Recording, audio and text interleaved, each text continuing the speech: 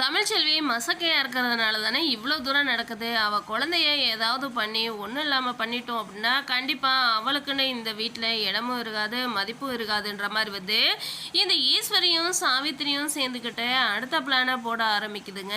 இதுக்கு நம்ம சேது வந்து இடம் கொடுக்காம தமிழ்ச்செல்வி தான் முக்கியன்னு கொஞ்சம் கொஞ்சம் மனசு மாற ஆரம்பிச்சிட்டாரு.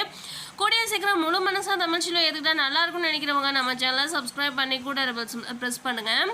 தமிழ்ச்செல்வி வந்து நம்ம வீட்டுக்காரர் நம்ம மேலே அக்கறை வச்சு தான் எல்லாத்தையும் பண்ணுறாரு அப்படிங்கிறத புரிஞ்சுக்க ஆரம்பிச்சிட்டாங்க. மசக்கையாக இருக்கிறவங்களுக்கு ஒரு வேலையும் பண்ண முடியாதுன்னு இவ்வளோ பொருள் வாங்கிட்டு வந்து வச்சோம் அப்படின்னா வீட்டில் உள்ளதுங்க எல்லாம் பூத கண்ணாடியை வச்சுக்கிட்டு பார்க்குதுங்கன்ற மாதிரி வந்து இப்போ சேதுவுக்கும் புரிய ஆரம்பிச்சிருச்சு. இன்னொரு பக்கம் போஸ் பையன் தான் தலையில் தானே மண்ணை வாரி போட்டுக்கிட்டான். சீக்கிரம் வந்து எல்லா உண்மையும் சேதுவுக்கு தெரிய வரப்போகுது. பாட்டிக்கு உண்மை இப்போ தான் தெரிய வருது. கொஞ்சம் கொஞ்சமாக நம்ம வீட்டு பையன் மாறிக்கிட்டே வரா. நம்ம பேத்தி நம்ம வீட்டுக்கு சீக்கிரம் குழந்தையும் குட்டியுமா வந்து சேர்ந்துருவா அப்படின்னு பாட்டி நம்ப ஆரம்பிச்சிட்டாங்க. வீடியோ